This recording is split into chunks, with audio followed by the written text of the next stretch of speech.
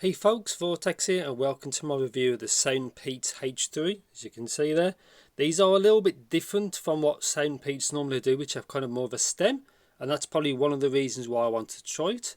As you can see, these I've got quite high specs, so Snapdragon sound, high res, and it's also LDAC. You can see normal kind of IEM shape.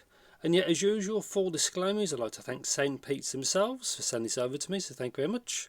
I was not paid to this video, nor thoughts, opinions are my own as per usual. And yeah, good to try something Bluetooth but in a different conventional shape. And yeah, and these are a hybrid, but obviously we talk about the sound and all that after I've actually tried them. As you can see, it's still sealed as well. So yeah, I'll see you in the next clip. So let's have a closer look. So quite a big box for a Soundpeats product, but these are again a little bit more expensive. I don't know the exact price from memory. I'll talk about that obviously in a bit. So black, as you can see, looks quite fancy in there. Hybrids, it's got dual bounce armatures and 12mm dynamics. It's quite a big DD. It's got the normal kind of functionality going in an earphone these days. So it's active noise cancellation. It's bound to have an ambient mode or a transparent mode, and there's the battery life. Some specs here. There you can hear up to 7 hours. That's probably with the LDAC on, but we'll check all that. There's the info with the case. Range that is normally about 10 meters. As you can see right there, Bluetooth 5.4, so it's quite up to date. Let's have a look. That's quite nice, so let's have a quick look in here first.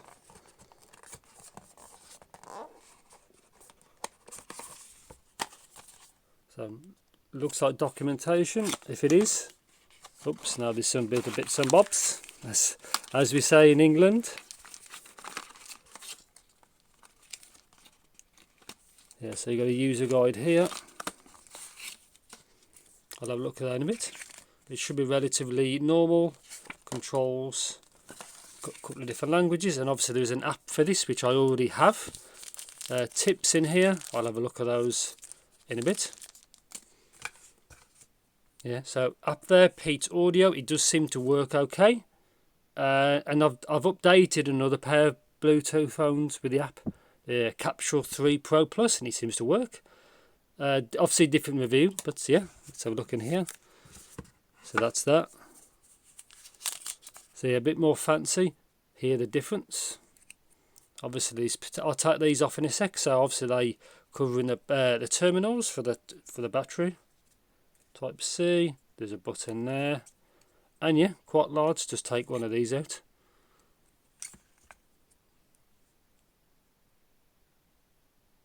So yeah, so they're to fit it all into one place, obviously, the electronics. So yeah, instead of not just drivers, all the electrics and batteries and all that stuff as well. And yeah, quite a nice case. Soundpeats, if it focuses. Focus, that's it, got it. So yeah, again, I have no idea what these are like. Obviously, I'll try it with the app, and I'll see if there's a firmware update or anything like that. And yeah, yeah. And obviously I'll see what the mic's like, and I'll obviously try and graph it as per usual. And yeah, I'll see you sometime in the future, which is the next clip for you. This is a quick mic test of the Soundpeats H3. I'm using them in stereo in a quiet room. And yeah, this is what they sound like. Yes, so welcome to the review section of the Soundpeats H3, as you can see here. So obviously a TWS pair, so let's have a look over the case. So black and gold. Look, it's not my favourite, but it is what it is. It does get a bit grubby. You can see like this grease off your fingers, but if it's in a pocket, it's not too bad. Take these out. You can see it's green. And this is what they look. Again, styling. They look okay, but I'm not really keen on the gold look. That's what they look like with the shell. It's the DD there. The balanced armatures are right there. Not really a problem in this case, but on some earphones it gets a bit sharp sounding when the balanced armature is right there. But this wasn't too bad, depending on the tuning, which I'll get to in a bit. You can see it's chock full of stuff. It's 2 BAs, dynamic driver, and obviously all the Bluetooth equipment basically, and the battery as well, so it's all in there. So before I get this, can be quite a long video, so I'm going to try and get through quick as I can. So a negative of this is battery life. So best you're going to get is 7 hours if it focuses. Yeah, best is 7 hours. If you use ANC and ambient modes, you will get less, and obviously with that on as well, maybe 5 hours ish. So probably one of the downsides to this is, but if you use a lower codec with the modes off, you get a bit more back.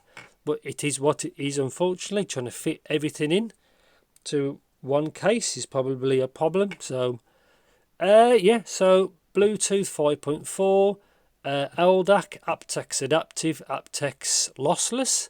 Now if you use these with multi-point, you can't use LDAC, obviously it makes sense. And for me, it fell back to aptX adaptive, which is still absolutely fine really. And I did have it paired to my phone and a computer adapter at the same time. Works absolutely fine as well.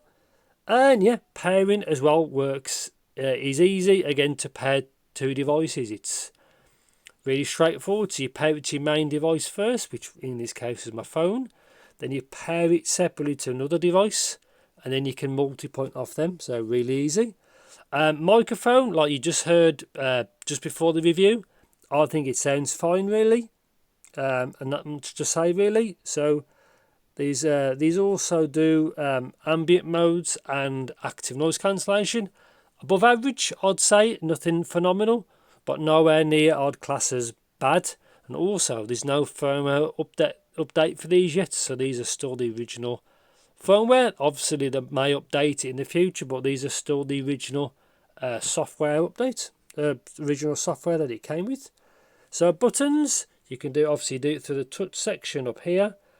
Also does volume control as well, but I'll show you some more stuff on the app in a bit, because the app's better than it used to be, but I have my own complaints about that really. So let's talk about more about comfort and fit. So here's the shell. Now this looks a little bit worrying, see this part that sticks up, but personally I didn't have any problem at all. I found these very secure. They do look quite chunky or quite chunky, but on the whole I personally don't have any issues. But like I've said before, your mileage may vary really, but yeah. So technical performance, pretty good. Again, he has a BA to do a lot of the work, but yeah, technical performance I think was pretty good. Won't beat plain R's or I think multi-drive like a lot of drivers if it's tuned right, but with two BAs as you can see there and a dynamic driver, I think it works pretty good really. Imaging stage works okay from what I can gather, and the timbre, the other tonality, is again decent for a hybrid, but the tuning can vary wild, which I'll show you in a bit. So I'll overlap the app now, which is one you still have to sign into, which is what I personally don't like, but I've done it anyway. And it's a little bit clunky, like it's getting there. It's better than it used to be.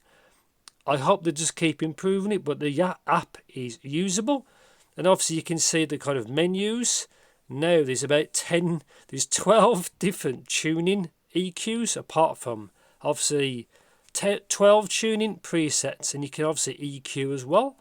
So I'm going to show you the graph now, what it looks like with all 12 tunings at once. But before I put it on, if you do like what I do, please like and subscribe, because these videos take way too long. So for you as the viewer, 10-minute, 12-minute videos, something like that. But for me, this is hours behind the scenes, and I don't really get paid all that much for it. So if you do appreciate what I do, please like and subscribe. Share the video, because obviously it's a big help, especially for these reviews which are quite complex, shall we say. Anyway, I'll put the graph up now so you can have a look. Just move these out of the way so you can have a look. Now there you go. There's 12 different tunings all at once. So they can vary wildly, as you can probably imagine. So you got one that you got some crazy bass. I think that's the pop one, which is a bit muddy, big V shape. But again, you can tune it how you want. But my favourite is the purple one. If you look at the top left, you can just see tronic, as in electronic. Now to really nitpick that one, which is the closest to what I want, it maybe might need a touch more upper mid-range, like a touch more, but to me that's my favourite one. I found a lot of these too boosting the lower treble, and a little bit further up. Now the electronic one for me is a bit more balanced with the upper mid-range, lower treble area, and I didn't find it fatiguing at all. Then you got some ones like the Buck Whisper or Bass Reduce. Then you got ones like Add More Treble, and you don't need that. You may prefer like the original one, like the Bass Boost or something like that. But my preference is just the electronic one. So on the whole, if you're trying to balance, like a summary of what these sound like, they do have an elevated kind of treble, and they do have that funny boost bass where it recesses and then it's boosted. Like it seems to be the kind of signature Soundpeats tuning. Again, it's okay. I prefer if it didn't have that little like hump.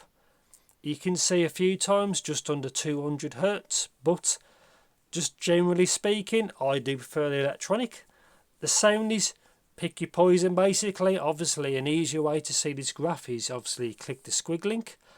I will link just one tuning, and then you can pick and choose your rest if you want to get into bit more detail. But sound wise, I did like these.